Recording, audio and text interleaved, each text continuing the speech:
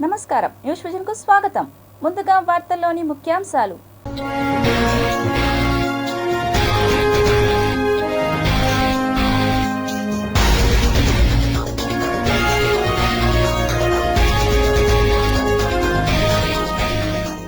బంగ్లాదేశ్లో బయల్పడిన విష్ణుమూర్తి విగ్రహం.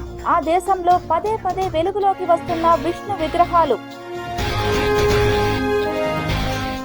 సైంటిస్టులకే సవాల్. 3000 ఏళ్ల నుంచి మిస్టరీగా శివాలయం. అమరావతి రాజధాని ప్రాంతంలో సీఎం కొత్త ఇంటికి శంకుస్థాపన. 5 ఎకరాల విస్తీర్ణంలో నిర్మాణం. వన్యప్రాణులకు వేటగాళ్ల ముప్పు. నాటు బాంబులకు బలి అవుతున్న ఏనుగులు. పారిశుద్ధ్యం మెరుగ్గా చేపట్టాలి. అధికారులను ఆదేశించిన కమిషనర్ ఎన్ మౌర్య. ప్రజా దర్బార్ కార్యక్రమాన్ని అందరూ సద్వినియోగం చేసుకోవాలి. తిరుపతి నియోజకవర్గ టీడీపీ ఇన్ఛార్జ్ సుగుణమ్మ పిలుపు.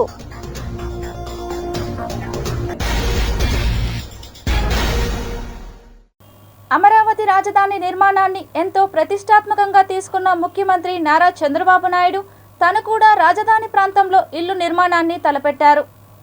వెలగపూడి రెవెన్యూ పరిధిలో 5 ఎకరాల విస్తీర్ణంలో ఉన్న నివాస ప్లాట్ను రైతు కుటుంబం నుంచి కొనుగోలు చేసిన విషయం విదితమే. కాగా ఈరోజు ఇంటి నిర్మాణానికి భూమి పూజ నిర్వహించారు. ఇంటి నిర్మాణ ప్రాంతానికి సీఎం చంద్రబాబు, మంత్రి నారా లోకేష్ కుటుంబ సభ్యులు చేరుకొని వేద పండితుల ఆధ్వర్యంలో శంకుస్థాపన పూజా కార్యక్రమం నిర్వహించారు. భూమి పూజ కార్యక్రమంలో సీఎం చంద్రబాబు సతీమణి నారా భువనేశ్వరి, మంత్రి లోకేష్ సతీమణి బ్రాహ్మణి కుటుంబ సభ్యులు పాల్గొన్నారు. సచివాలయం వెనుక E9 రహదారి పక్కనే ఇంటి నిర్మాణం జరగనుంది. రాజధాని కోర్ ఏరియాలో వెలగపూడి పరిధిలో సీఎం చంద్రబాబు నివాసం ఉండనుంది. సీఎం చంద్రబాబు ఇంటి నిర్మాణ శంకుస్థాపన కార్యక్రమం పూర్తయింది. సీఎం తమ ప్రాంతంలో ఇల్లు కట్టుకోవడంతో రైతులు ఆనందం వ్యక్తం చేస్తున్నారు. భూమి పూజ కార్యక్రమం పూర్తయిన తర్వాత సీఎం చంద్రబాబుకు నిర్మాణ సంస్థ ప్రతినిధులు ఇంటి ప్లాన్ వివరించారు. అధికారిక నివాసం, కాన్ఫరెన్స్ హాల్కు సంబంధించి చర్చ జరిగింది. భవిష్యత్ అవసరాలను దృష్టిలో ఉంచుకొని అత్యాధునిక హంగులతో సీఎం చంద్రబాబు నివాసం నిర్మాణం జరగనున్నట్టుగా తెలుస్తోంది. ఇంటి నిర్మాణ ప్లాన్ను సీఎంకు నిర్మాణ సంస్థ ప్రతినిధులు వివరించగా, పేదరిక నిర్మూలన, నవ సమాజ నిర్మాణానికి ఆంధ్రప్రదేశ్ రాష్ట్ర ముఖ్యమంత్రి నారా చంద్రబాబు నాయుడు అహర్నిశలు శ్రమిస్తున్నారని ఎక్సైజ్ శాఖ మంత్రి కొల్లు రవీంద్ర పేర్కొన్నారు.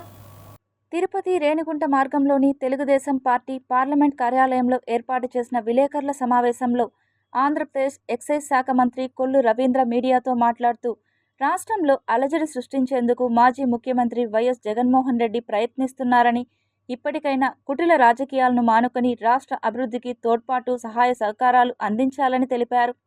ముఖ్యమంత్రి నారా చంద్రబాబు నాయుడు, ఉప ముఖ్యమంత్రి పవన్ కళ్యాణ్, మంత్రి నారా లోకేష్ అభివృద్ధి, సంక్షేమం 2 కళ్ళులా భావించి రాష్ట్రాన్ని అభివృద్ధి పదంలో నడిపిస్తుంటే ఉద్దేశపూర్వకంగా జగన్మోహన్ రెడ్డి కూటమి ప్రభుత్వంపై అవాక్కులు చవాక్కులు పేలుస్తున్నారని అన్నారు. ఎక్సైజ్ శాఖ మంత్రి కొల్లు రవీంద్రకు టీడీపీ నియోజకవర్గ incharge Sugunamma Yadav, corporation chairman Narasimha Yadav, SAAP chairman Ravi Naidu తదితరులు శాలువాతో సత్కరించి పుష్పగుచ్చంను అందజేశారు. రానున్న రోజులలో ఆంధ్రప్రదేశ్ను దేశంలో ప్రథమ స్థానంలో నిలిపేందుకు ముఖ్యమంత్రి అడుగులు వేస్తున్నారని, రాష్ట్ర అభివృద్ధికి ప్రజలు సహకరించాలని కోరారు.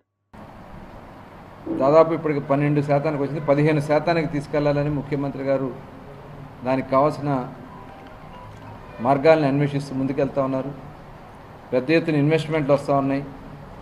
ఈ రాష్ట్రం నుంచి వెళ్ళిపోయిన పరిశ్రమలు తిరిగి మళ్ళీ మన రాష్ట్రానికి వస్తున్నాయి. మొన్ననే ప్రధానమంత్రి గారు వచ్చి మరి విశాఖపట్నంలో దాదాపు 2 లక్షల కోట్ల రూపాయల మరి ఇన్వెస్ట్మెంట్స్కి శంకుస్థాపనలు కానీ ప్రారంభోత్సవాలు చేయడం జరిగింది. ముఖ్యంగా ఇక్కడే పక్కన నెల్లూరు జిల్లాలో క్రిస్ సిటీకి కూడా వారు శంకుస్థాపన చేయడం జరిగింది. మరి ఉత్తరాంధ్రలో మనం ఈ రాష్ట్రంలో మరి అమ్మేయడానికి ప్రయత్నం చేసినటువంటి జగన్మోహన్ రెడ్డి స్టీల్ ప్లాంట్ని తిరిగి మళ్ళీ వాళ్ళ లాభాల్లో నడిపిస్తున్నటువంటి ప్రభుత్వం కూటమి ప్రభుత్వం అనే విషయాన్ని గుర్తు చేస్తూ ఉన్నా. అదేవిధంగా అక్కడ మరి ఆర్సెల్ఆర్ మెటల్ ఒక మెగా స్టీల్ ప్లాంట్ని కూడా ఏర్పాటు చేయటం, ఇవాళ హైడ్రోజన్ గ్రీన్ హైడ్రోజన్ ప్లాంట్లు రావడం, అనేక ఇండస్ట్రీస్ ఇవాళ ఆంధ్ర రాష్ట్రం వైపు వస్తూ ఉన్నాయంటే ఇవాళ ప్రజలు కూడా సంక్షేమ కార్యక్రమాలే, ఒక పక్క అభివృద్ధి సంక్షేమ కార్యక్రమాలు కూడా పెన్షన్లు 4,000 రూపాయల పెన్షన్లు ఇవాళ వికలాంగులకు కానీ, అదేవిధంగా 100% బెడ్ రిడన్ అయినా క్రానికల్ డిసీజెస్ ఉన్న 64 లక్షల మందికి సంవత్సరానికి 33,000 కోట్ల రూపాయలు ఇస్తున్నటువంటి ప్రభుత్వం మొదటి తారీఖునే దాదాపు 98% డిస్బర్స్మెంట్ చేస్తూ ఇవాళ అందిస్తున్నటువంటి ఏకైక ప్రభుత్వం ఈ దేశంలోనే ఈ కూటమి ప్రభుత్వం. పోలీసుల మనోభావాలు దెబ్బతినేలా వ్యవహరించిన మాజీ సీఎం జగన్మోహన్ రెడ్డి పోలీసు యంత్రాంగానికి క్షమాపణ చెప్పాలని TTD board member Bhanuprakash Reddy demand చేశారు. 5 సంవత్సరాలు ఆంధ్రప్రదేశ్ రాష్ట్రానికి 5 కోట్ల మంది ఆంధ్రులకి ముఖ్యమంత్రిగా పనిచేసినటువంటి జగన్మోహన్ రెడ్డి గారు నిన్న మాట్లాడుతూ రాప్తాడులు అన్నారు, పోలీసుల్ని గుడ్డలు ఇప్పించి కొడతాము, వారి చంద్రబాబు నాయుడికి వాచ్మెన్గా పనిచేస్తున్నారు. ఏందయ్యా జగన్మోహన్ రెడ్డి, మీరు మాట్లాడే మాటలు ఏ విధంగా ఉన్నాయ్యా? ఒక రాష్ట్రానికి ముఖ్యమంత్రిగా పనిచేశారు. నేను మీకు ఛాలెంజ్ చేస్తున్నా, ఒక్క పోలీస్ నీకు సెక్యూరిటీ లేకుండా నువ్వు ప్రజల్లోకి రాగలవా అని చెప్పి నేను ఛాలెంజ్ చేస్తున్నా. నీకు ఒక్క పోలీసు సెక్యూరిటీ లేకుండా నువ్వు ప్రజల్లోకి రాగలవా? అలాంటప్పుడు పోలీస్ అధికారులని, వారి ఆత్మస్థైర్యాన్ని, వారి మనోభావాల్ని బాధపడే విధంగా నిన్న నువ్వు మాట్లాడావు. వెంటనే పోలీసులకి బహిరంగ క్షమాపణ చెప్పాలని చెప్పి నేను డిమాండ్ చేస్తున్నా. నేను తమాషా చేస్తున్నారా మీరు? నోరుంది కదా అని చెప్పి ప్రతిపక్ష నాయకుడు కూడా కాదు నువ్వు, ఇప్పుడు ప్రతిపక్ష నాయకుడు కూడా కాదు. ఇప్పటికే ఆంధ్రప్రదేశ్ రాష్ట్ర ప్రజలు నిన్ను నీ పార్టీని ఉతికి ఆరేసి, బండకేసి కొట్టి ఆరేసి 11 స్థానాలకు పరిమితం చేశారు. నేనేదో అంటున్నాడు బట్టలు ఇప్పదిస్తానని. మీరు బట్టలు ఉతుక్కునేదానికి మాత్రమే పనికొస్తారు. భవిష్యత్తులో పనికొస్తారు మీరు. భూమన అభినయ్ రూపొందించిన తిరుపతి పారిశుద్ధ ప్రణాళికను కోర్టులో కేసు వేసి అడ్డుకున్న బీజేపీ నాయకులు భానుప్రకాష్ రెడ్డికి గాంధేయ పద్ధతిలో నిరసన తెలియజేశారు తిరుపతి వైసీపీ నాయకులు. గత వైసీపీ ప్రభుత్వం తిరుపతి పారిశుద్ధ్యాన్ని మెరుగుపరిచే విధంగా టీటీడీ నుంచి అదనంగా 1700 మందిని తిరుపతి మున్సిపల్ కార్పొరేషన్కు శాంక్షన్ చేయించగా కోర్టులో కేసు వేసి బీజేపీ భానుప్రకాష్ రెడ్డి గారు అడ్డుకున్న విషయం తిరుపతిలో అందరికీ తెలిసిందే. ఇటీవల భక్తులకు ఏమాత్రం సంబంధం లేని శ్రీనివాస స్పోర్ట్స్ కాంప్లెక్స్కు ₹1 కోటి శాంక్షన్ చేసిన టీటీడీ బోర్డు, ఇందులో బీజేపీ భానుప్రకాష్ రెడ్డి గారు కీలక పాత్ర పోషించారు. టీటీడీ డబ్బులు కేవలం భక్తులకు మాత్రమే ఖర్చు చేయాలని పదే బల్లగుద్ది చెప్పే భానుప్రకాష్ రెడ్డి గారు పై నిర్ణయాన్ని ఎవరి మెప్పు కోసం తీసుకున్నారో దేవుడికే ఎరుక అని తిరుపతిలో అందరూ ముక్కున వేలు వేసుకుంటున్నారు. ఈ నేపథ్యంలో Tirupati YCP grievance cell, YCP యువజన విభాగం, వైసీపీ మహిళా విభాగం ఆధ్వర్యంలో వైసీపీ నాయకులు, కార్యకర్తలు స్థానిక ప్రెస్ క్లబ్ వద్ద మీడియాతో మాట్లాడేందుకు వచ్చిన బీజేపీ నాయకులు భానుప్రకాష్కి రోజాపూలు ఇచ్చి మోకాళ్లపై పడి తిరుపతి మేలు కోరి టీటీడీ, తిరుపతి మున్సిపల్ కార్పొరేషన్పై మీరు వేసిన పారిశుద్ధ కేసును వాపసు తీసుకోండని ప్రాధేయపడ్డారు. మీరు కేసు వాపసు తీసుకుంటే తిరుపతి దేశంలోనే పారిశుద్ధ్యంలో ప్రప్రథమంగా నిలుస్తుంది అని వేడుకున్నారు. స్టూడెంట్స్ టీటీడీ విద్యాలయాల్లో చదువుకుంటున్నారు, వారికి దాంట్లో అవకాశం ఉంటుంది. అలాగే టీటీడీలో పనిచేస్తుంటే ఉద్యోగస్తులు కూడా దాంట్లో వెళ్ళి ఆడుకునేదానికి, వ్యాయామం చేసుకునేదానికి అవకాశం ఉంటుందని చెప్పారు. కాబట్టి దానికి అనుమతించింది. అనుబంధంగా టీటీడీ వాళ్ళకి దానికి అనుబంధంగా ఉంది కాబట్టి దానికి టీటీడీ బోర్డు అనుమతి ఇచ్చింది. టీటీడీ బోర్డు నుంచి కూడా అది ప్రభుత్వానికి వెళ్ళింది. అంటే సమాచారం లేకుండా వచ్చి టీటీడీకి సంబంధించి కాదంటున్నారు. అది టీటీడీకి సంబంధించింది కాదు. ఇది టీటీడీ ఆ రోజు నిర్మాణంలో టీటీడీ నిధులు ఇచ్చింది. తిరిగి ఈరోజు టీటీడీ విద్యార్థులు 17,600 మంది టీటీడీలో చదువుకునే విద్యార్థులకి, టీటీడీలో పనిచేస్తున్న ఉద్యోగస్తులకి దాంట్లో ఫ్రీగా ఇస్తామన్నారు. కాబట్టి దానికి ఆమోదించే పరిస్థితి వచ్చింది.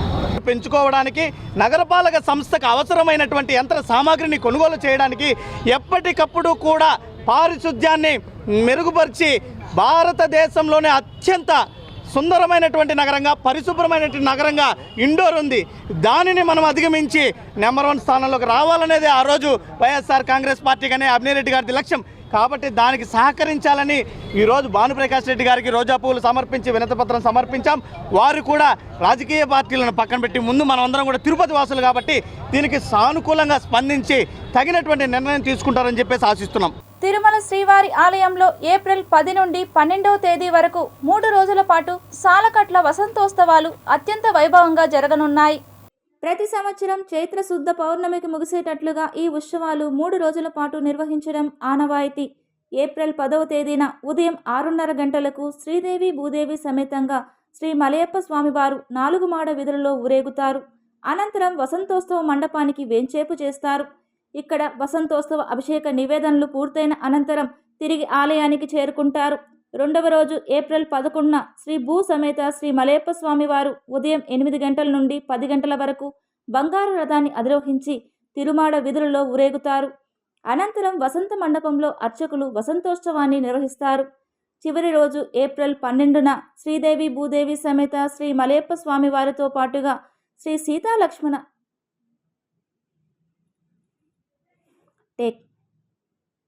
చివరి రోజు ఏప్రిల్ 12న శ్రీదేవి భూదేవి సమేత శ్రీ మలయప్ప స్వామి వారితో పాటుగా శ్రీ సీతారామలక్ష్మణ ఆంజనేయ స్వామి ఉత్సవర్లు, శ్రీ రుక్మిణి సమేత శ్రీకృష్ణ స్వామి ఉత్సవమూర్తులు వసంతోత్సవ వేడుకల్లో పాల్గొని తిరిగి సాయంకాలానికి ఆలయానికి చేరుకుంటారు. ఈ సందర్భంగా ప్రతిరోజు మధ్యాహ్నం 2 గంటల నుండి 4 గంటల వరకు స్వామి అమ్మవార్ల ఉత్సవర్లకు స్వపన తిరుమంజనం వైభవంగా నిర్వహిస్తారు. ఇందులో పాలు, పెరుగు, తేనె, కొబ్బరి నీళ్లు, పసుపు, చందనంతో అభిషేకం చేస్తారు.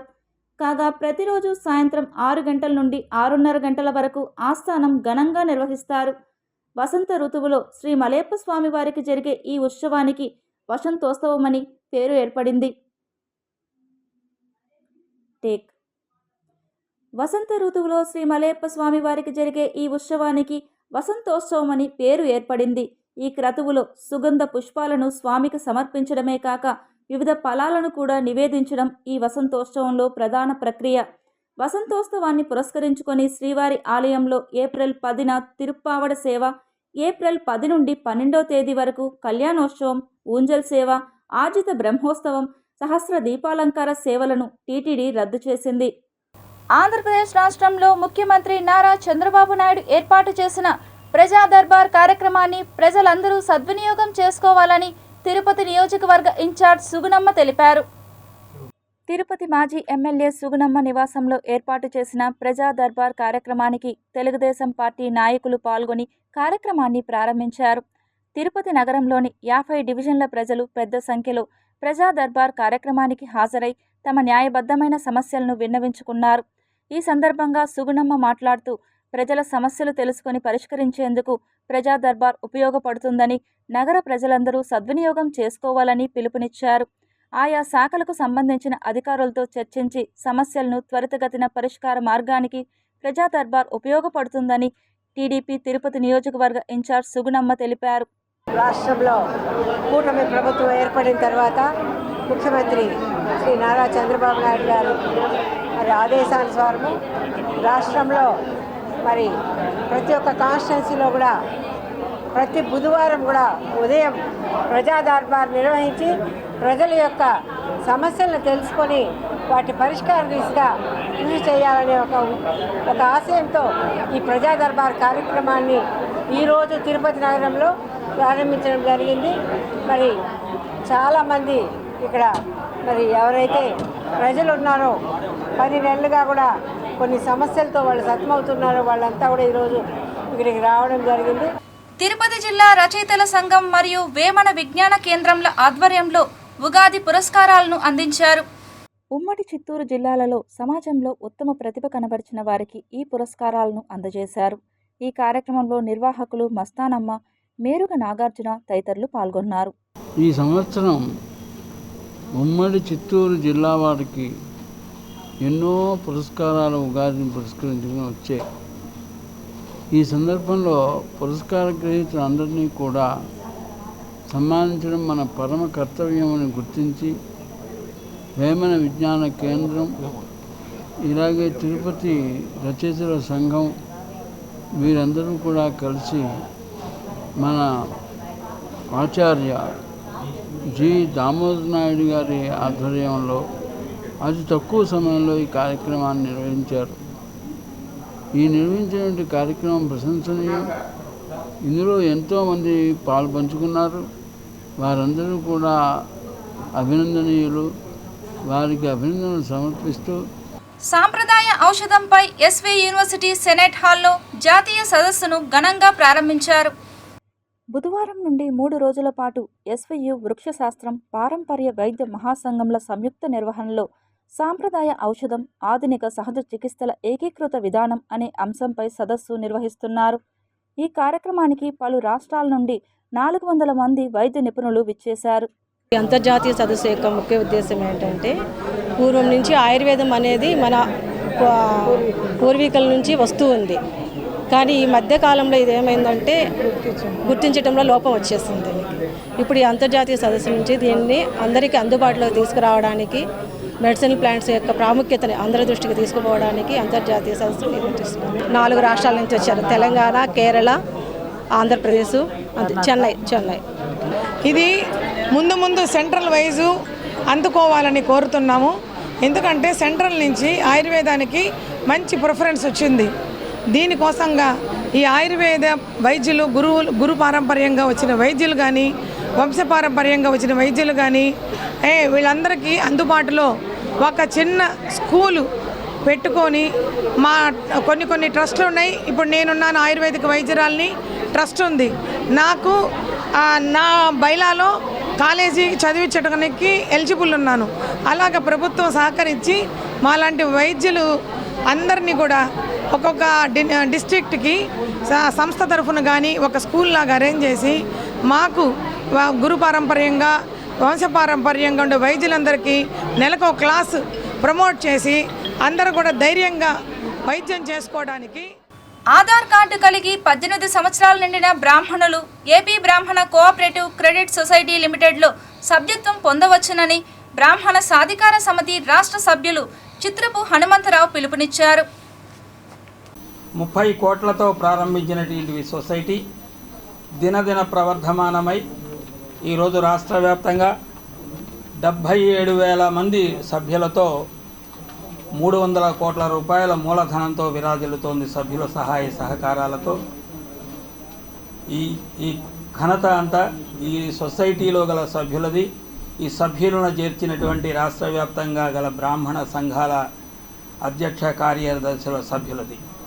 వారందరూ కూడా ఈ సొసైటీ ద్వారా వారి ఆర్థిక అవసరాలకు రుణాలు తీసుకుని సక్రమంగా చెల్లించడం వల్ల ఈ సంస్థ అభివృద్ధి చెందింది. ఇంకా అభివృద్ధి చెందాలనేటువంటి ఉద్దేశంలో ఈ ఆర్థిక సంవత్సరంలో మొన్న 1/4/25 నుంచి దీంట్లో ఉన్న డిపాజిట్లపై వడ్డీ రేటు 0.5%, అంటే ఇదివరకు ఎస్బీఐ అకౌంట్లో డబ్బు వేసుకుంటే 4.5% ఇచ్చేవాళ్ళు, దాన్ని 5% చేయడం జరిగింది. ఎవరైతే 1 ఇయర్ అయిన తర్వాత అకౌంట్ ఇయర్ అయిన తర్వాత ఏదైనా ఇబ్బంది జరిగితే 50,000 రూపాయల దాకా తన నామినీకి ఇవ్వటం అనేది ఇప్పటిదాకా భారతదేశంలో ఎక్కడ కూడా బ్రాహ్మణ్ క్రెడిట్ కోఆపరేటివ్ సొసైటీ అనేది లేదు. బ్రాహ్మణుల కంటూ ఏర్పడింది ఆంధ్రప్రదేశ్లో మాత్రమే ఉన్నది. కాబట్టి ముఖ్యంగా బ్రాహ్మణ చాలా మంది అంటారు మాకేమి లేదంటారు. బ్రాహ్మణుల్లో కానీ ఎక్కడైనా సరే మేము చెప్తున్నది ఒక్కటే, ఇది చక్కగా లోన్స్ అవకాశం ఉంది. తిరుపతిలోనే మా అంచనాల ప్రకారం 22 నుంచి 32,000 బ్రాహ్మణ కుటుంబాలు ఉన్నాయి. కాబట్టి దానిలో సుమారు 18,000 మంది 18 సంవత్సరాలు దాటిన వాళ్ళు కూడా ఉన్నారు. కాబట్టి బ్రాహ్మణులకి సేవ చేయాలని చెప్పేసి ఎవరైతే అనుకుంటున్నారో వారందరికీ కూడా ఇది ఒక దిక్సూచికి. సౌత్ సెంట్రల్ రైల్వేలో విధులు నిర్వహిస్తున్న ఆర్పీఎఫ్ సిబ్బందికి సబ్సిడీ ధరలకు అవసరమైన వస్తువులను అందించేందుకు ఆర్పీఎఫ్ డ్రై క్యాంటీన్ ఉపయోగపడుతుందని దక్షిణ మధ్య రైల్వే ఐజీ అరోమా సింగ్ ఠాకూర్ పేర్కొన్నారు. ఆర్పీఎఫ్ డ్రై క్యాంటీన్ ప్రారంభోత్సవ కార్యక్రమానికి ఐజీ అరోమా సింగ్ ఠాకూర్ ముఖ్య అతిథులుగా విచ్చేసి సబ్సిడీ క్యాంటీన్ను ప్రారంభించారు. ఈ సందర్భంగా అరోమా సింగ్ మీడియాతో మాట్లాడుతూ ఆర్పీఎఫ్లో పనిచేసే సిబ్బందికి అవసరమైన వస్తువులను అందించేందుకు డ్రై క్యాంటీన్ ఉపయోగపడుతుందని ఆర్పీఎఫ్ సిబ్బంది సద్వినియోగం చేసుకోవాలని కోరారు. రైల్వే ప్రొటెక్షన్ ఫోర్స్ సిబ్బందిని దృష్టిలో ఉంచుకొని డ్రై క్యాంటీన్ ఏర్పాటు చేయడానికి కృషి చేసిన రైల్వే సర్కిల్ ఇన్స్పెక్టర్ మధుసూదన్ను ఈ సందర్భంగా అభినందించారు. క్యాంటీన్లో ఉన్న వస్తువులను స్వయంగా ఐజీ పరిశీలించి నాణ్యతను పరిశీలించి కొనుగోలు చేశారు. ఆర్పీఎఫ్ పనితీరు బేష్ అని తిరుపతి రైల్వే ప్రొటెక్షన్ ఫోర్స్ సిబ్బందిని అభినందించారు. అంతకుముందు ముఖ్య అతిథిగా విచ్చేసిన అరోమా సింగ్ ఠాకూర్ మురళీకృష్ణలకు పుష్పగుచ్చం అందజేసి స్వాగతం పలికారు. అనంతరం ఆర్పీఎఫ్ డ్రై క్యాంటీన్ను రిబ్బన్ కట్ చేసి ప్రారంభించారు. For RPF in Guntakal division here at Tirupati today. Actually, as soon as I had come, so we generally have these RPF subsidiary canteens all over the zones. But up till now, we just had one in headquarters, that is Secunderabad. So we thought that we should have them in divisions also. So 3 canteens I processed for 3 canteens, out of which today this is the second canteen that has been inaugurated. First one was done in Vijayawada, now today here in Tirupati, and now one more left, that will be in Nanded. So maybe in the coming 1 month or so, we'll be inaugurating that canteen also. Tirumala శ్రీవారిని పలువురు ప్రముఖులు దర్శించుకొని మొక్కులు చెల్లించుకున్నారు. తిరుమల శ్రీవారిని నేటి నైవేద్య విరామ సమయంలో దువ్వాడ శ్రీనివాస్, మాధురి, మంత్రి కొల్లు రవీంద్ర దర్శించుకుని మొక్కులు చెల్లించుకున్నారు. ఆలయ అధికారులు వీరికి దర్శన ఏర్పాట్లు చేయగా ఆలయ అర్చకులు వేద ఆశీర్వచనాలతో తీర్థ ప్రసాదాలను అందించారు. దర్శనానంతరం వీరు ఆలయం వెలుపల మీడియాతో మాట్లాడారు.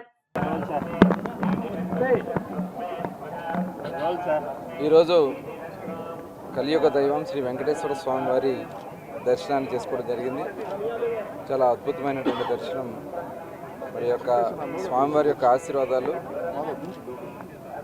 అందరికీ ఉండాలని, ముఖ్యంగా ఈ రాష్ట్రం కోసం అహర్నిశలో కష్టపడుతున్నటువంటి చంద్రబాబు నాయుడు గారు, లోకేష్ గారు, పవన్ కళ్యాణ్ గారు, అలాగే యావత్ ప్రభుత్వానికి ఆ దేవుని వారి ఆ వెంకటేశ్వర స్వామి వారి ఆశీస్సులు కావాలని చెప్పి మనస్ఫూర్తిగా కోరుకుంటూ, మరి ఈరోజు తిరుమల తిరుపతి దేవస్థానం ఆధ్వర్యంలో కూడా మరి శ్రీరామనవమి కార్యక్రమాల్లో భాగంగా ఒంటిమిట్టలో కూడా స్వామివారి కళ్యాణ మహోత్సవాన్ని అత్యంత రంగరంగ వైభవంగా, ఎందుకంటే రాష్ట్ర విభజన జరిగిన తర్వాత భద్రాద్రి రామాలయం తెలంగాణకి వెళ్ళిన తర్వాత ఆంధ్ర రాష్ట్రానికి ఆనాడు ముఖ్యమంత్రిగా చంద్రబాబు నాయుడు గారు 2014-19లో ఒంటిమిట్ట రామాలయాన్ని మరి అభివృద్ధి చేయడం జరిగింది.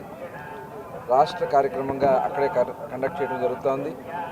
కానీ గత 5 సంవత్సరాలు చాలా నామమాత్రంగా పట్టించుకునే విధంగా జరిగినటువంటి పరిస్థితులు ఉంది. తిరిగి మళ్ళీ ఈరోజు అత్యంత వైభవంగా స్వామివారి కళ్యాణ మహోత్సవాన్ని మరి నిర్వహించడం అనేది చాలా శుభదినం. మరి దానికి ప్రభుత్వాన్ని, అలాగే ఈ కార్యక్రమం నడిపిస్తున్న టీటీడీ, అలాగే అందరికి కూడా ప్రత్యేకంగా ధన్యవాదాలు తెలియజేస్తూ, కలియుగ దైవం శ్రీ శ్రీ శ్రీ వెంకటేశ్వర స్వామివారి దర్శనం ఈరోజు చేసుకున్నాం. ఆ స్వామివారి ఆశీస్సులు ప్రతి ఒక్కరికి ఉండాలని, ఆయుర ఆరోగ్యాలతో అష్టైశ్వర్యాలతో అందరూ సంతోషంగా ఉండాలని, ఆ స్వామివారి ఆశీస్సులతో అందరూ సంతోషంగా ఉండాలని మరొకసారి కోరుకుంటున్నాను. తెలుగుదేశం పార్టీ రాష్ట్ర నిర్వాహక కార్యదర్శి మబ్బు దేవనారాయణ రెడ్డి పుట్టినరోజును పురస్కరించుకొని ఆయన అభిమానులు, కార్యకర్తలు ఘనంగా జన్మదిన వేడుకలను నిర్వహించారు. తిరుపతి రాయల్ నగర్లోని మబ్బు దేవనారాయణ రెడ్డి నివాసం వద్ద ఆయన అభిమానులు కేక్ను కట్ చేసి ఘనంగా జన్మదిన వేడుకలను నిర్వహించారు. పెద్దబ్బ కేకును కట్ చేసి ఆయన అభిమానులకు, కార్యకర్తలకు, నాయకులకు పంచిపెట్టారు. తిరుపతి నగరంలోని పార్టీలకు అతీతంగా నాయకులు విచ్చేసి ఆయనకు పుట్టినరోజు శుభాకాంక్షలు తెలిపారు. ఈ సందర్భంగా బట్టు రవిశంకర్ రెడ్డి సిటీ కేబుల్తో మాట్లాడుతూ రాష్ట్ర ముఖ్యమంత్రి నారా చంద్రబాబు నాయుడు, మంత్రి నారా లోకేష్ మబ్బు దేవనారాయణ రెడ్డికి సముచిత స్థానం కల్పించాలని కోరారు. మబ్బురామరెడ్డి నుండి మబ్బు దేవనారాయణ రెడ్డి వరకు ప్రజలకు నిత్యం అందుబాటులో ఉంటూ సమస్యలు పరిష్కరించేందుకు అనుక్షణం కృషి చేస్తున్నారని అన్నారు. అంతకుముందు బీజేపీ, టీడీపీ, జనసేన నాయకులు పెద్ద సంఖ్యలో పాల్గొని పుష్పగుచ్చం అందజేసి సత్కరించారు. పలు ప్రధాన కూడలలో అన్నదాన కార్యక్రమాన్ని, రక్తదాన శిబిరాన్ని ఏర్పాటు చేశారు. మబ్బు దేవనారాయణ గారి 58వ జన్మదినం సందర్భంగా ఈరోజు తెలుగుదేశం నాయకులు, కార్యకర్తలు, కూటమి నాయకులు, ఆయన శ్రేయోభిలాషులు భారీ ఎత్తున ఆయనకి ఘనంగా ఈరోజు జన్మదిన శుభాకాంక్షలు తెలియజేస్తున్నారు. మంచి మనిషి, అందరికీ అందుబాటులో ఉన్న వ్యక్తి మన మబ్బు దేవనారాయణ గారు. ఆయన ఇలాంటి పుట్టినరోజులు మరెన్నో జరుపుకోవాలని ఆ దేవదేవుడు వెంకటేశ్వర స్వామిని మనస్ఫూర్తిగా కోరుకుంటున్నాం. పెన్షనర్ల ఆరోగ్య రక్షణ కోసం నారాయణాద్రి హాస్పిటల్ వారితో మాట్లాడి వైద్య శిబిరాన్ని ఏర్పాటు చేశామని సిఆర్ఎస్ రైల్వే పెన్షనర్స్ అసోసియేషన్ కార్యదర్శి విజయ్ కుమార్ అన్నారు. Renigunta CRS pensioners welfare association కార్యాలయంలో బుధవారం Aster Narayanadri pensioners welfare association సంయుక్త ఆధ్వర్యంలో ఉచిత వైద్య శిబిరాన్ని నిర్వహించారు. ముందుగా సిఆర్ఎస్ సిడబ్ల్యూఎం దేవ సహాయం ప్రారంభించగా డాక్టర్ జనార్దన్, డాక్టర్ బ్రహ్మానందం వైద్య శిబిరాన్ని సందర్శించారు. పలువురికి బీపీ, షుగర్, గుండెకు సంబంధించిన వైద్య పరీక్షలు నిర్వహించి అవసరమైన వారికి ఉచితంగా మందులను పంపిణీ చేశారు.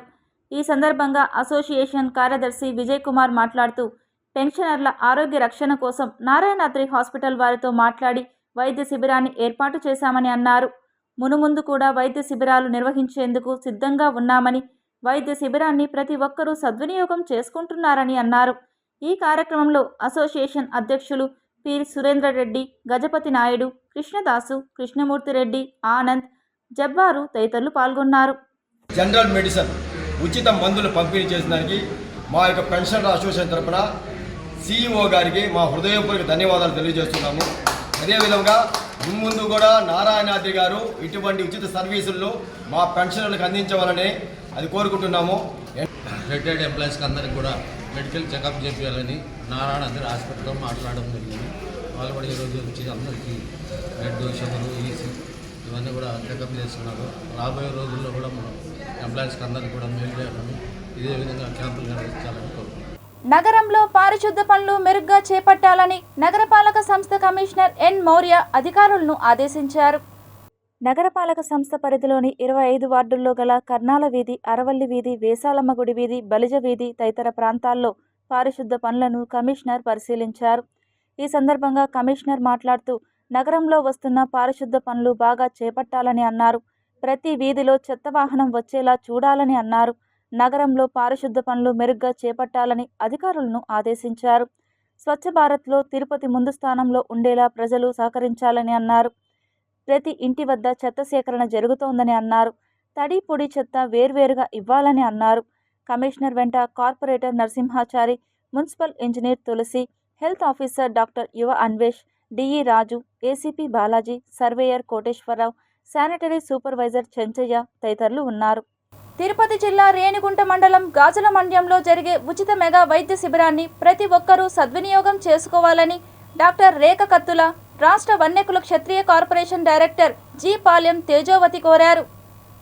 రేణిగుంట మండలం గాజుల మండ్యం గ్రామంలో శ్రీకృష్ణ భజన మందిరం కమిటీ అధ్యక్షులు మిద్దె ఇందుకుమార్ రెడ్డి, రాష్ట్ర బీసీ సంక్షేమ శాఖ Kshatriya state board director G. Palem Tejovathi ఆధ్వర్యంలో రేవా డయాబెటీస్ క్లినిక్ సహకారంతో ఏప్రిల్ 13న ఆదివారం ఉచిత మెగా వైద్య శిబిరం నిర్వహించబోతున్నారు.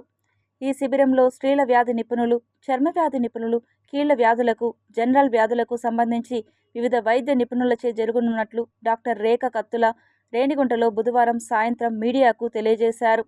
మందులతో పాటు గ్లూకోమీటర్లు కూడా ఉచితంగా ఇవ్వబడునని తెలిపారు.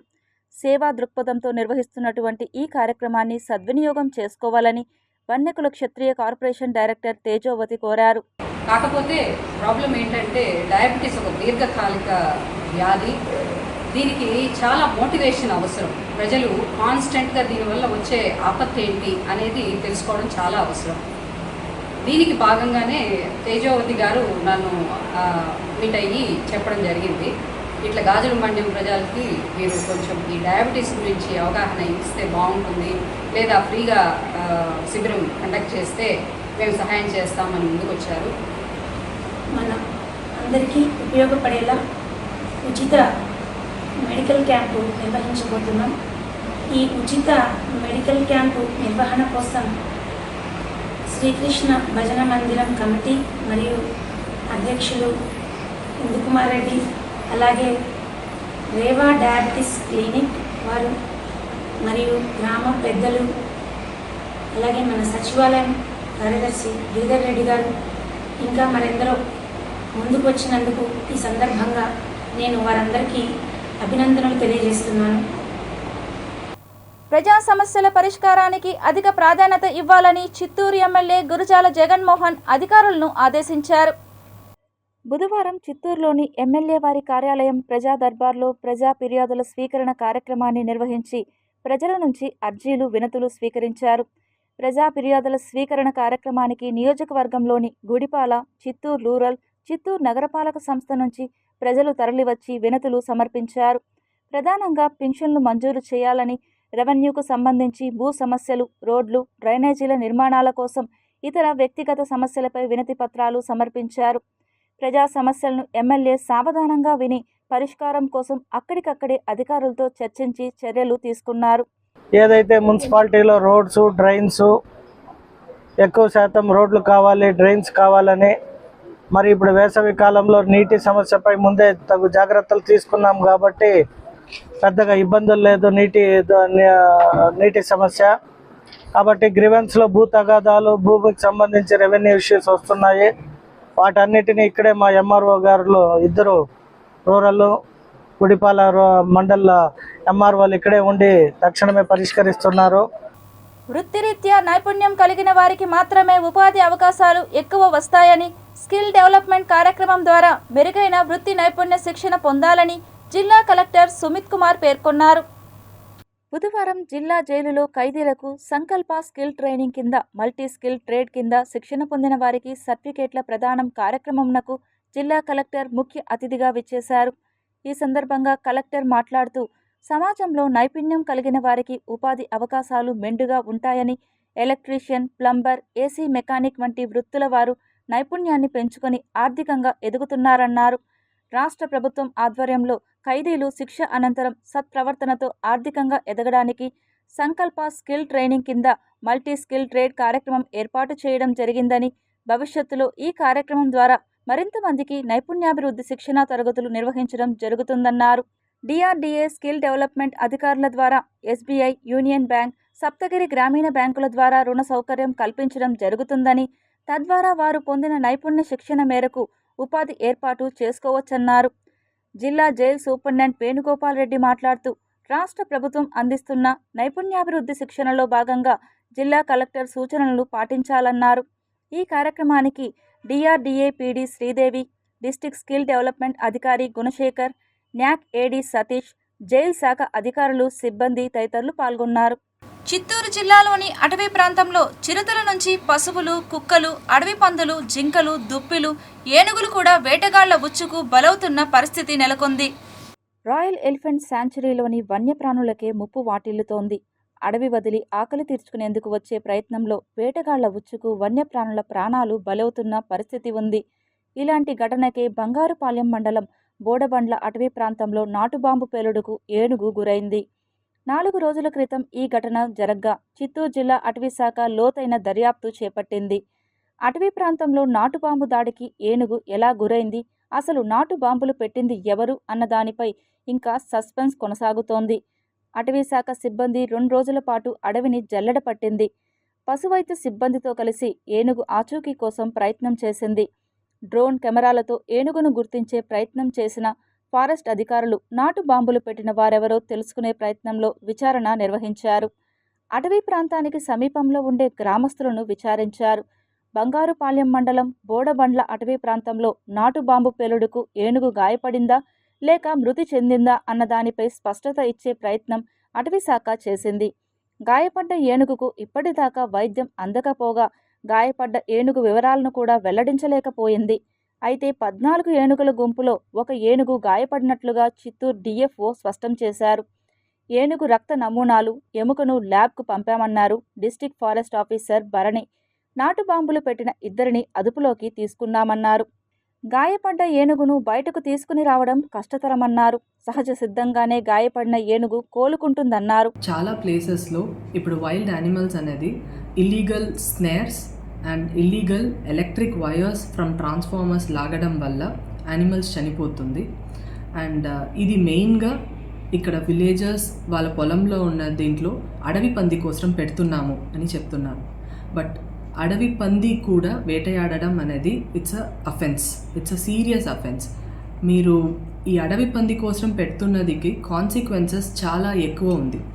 అడవి పంది అనే చోట్లో ఒక ఏనుగు రావచ్చు, లెపర్డ్ రావచ్చు, అది కాకుండా హ్యూమన్ లైఫ్కు కూడా థ్రెట్ అనేది చాలా ఎక్కువ ఉంది దీనివల్ల. ఇప్పుడు మన చిత్తూరులో మాత్రం చూసుకుంటే అక్టోబర్లో మనకి 2 లెపర్డ్స్ ఇల్లీగల్ ఎలక్ట్రిక్ వైర్స్ వల్ల కూడా ఇష్యూస్ జరిగింది. అండ్ ఒకటి కన్ఫర్మ్గా ఇది ఎలక్ట్రిక్యూషన్ వల్లనే చనింది అనేది కూడా మనం కన్ఫర్మ్ చేయడం జరిగింది. దానికి రిలేటెడ్గా అఫెన్స్ చేసిన వాళ్ళు అందరూ కూడా కంప్లీట్ ఇప్పుడు కూడా జైల్లో ప్రిజన్లో ఉన్నారు.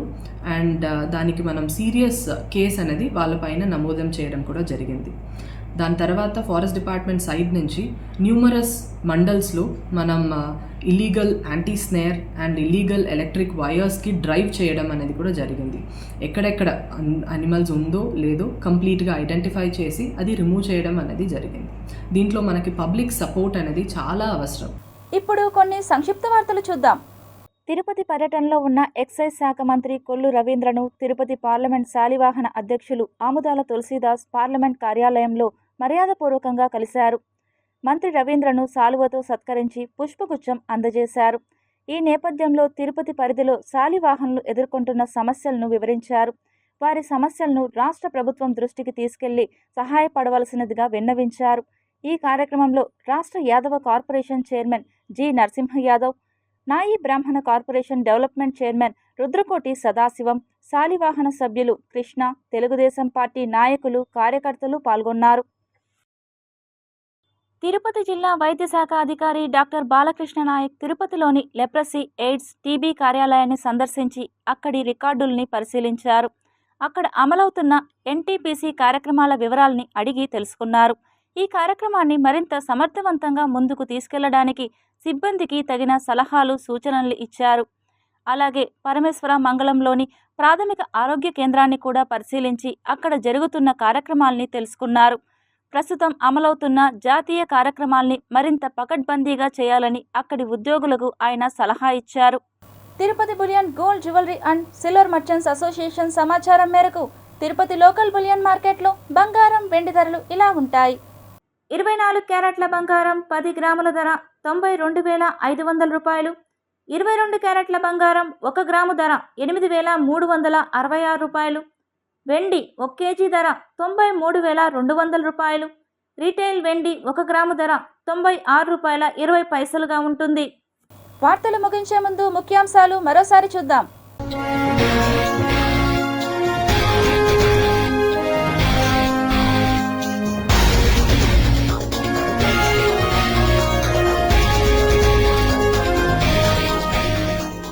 బంగ్లాదేశ్లో బయల్పడిన విష్ణుమూర్తి విగ్రహం. ఆ దేశంలో పదే పదే వెలుగులోకి వస్తున్న విష్ణు విగ్రహాలు. సైంటిస్టులకే సవాల్. 3000 ఏళ్ల నుంచి మిస్టరీగా శివాలయం. అమరావతి రాజధాని ప్రాంతంలో సీఎం కొత్త ఇంటికి శంకుస్థాపన. 5 ఎకరాల విస్తీర్ణంలో నిర్మాణం. వన్యప్రాణులకు వేటగాళ్ల ముప్పు. నాటు బాంబులకు బలి అవుతున్న ఏనుగులు. పారిశుద్ధ్యం మెరుగ్గా చేపట్టాలి. అధికారులను ఆదేశించిన కమిషనర్ ఎన్ మౌర్య. ప్రజా దర్బార్ కార్యక్రమాన్ని అందరూ సద్వినియోగం చేసుకోవాలి. తిరుపతి నియోజకవర్గ టీడీపీ ఇన్ఛార్జ్ సుగుణమ్మ పిలుపు.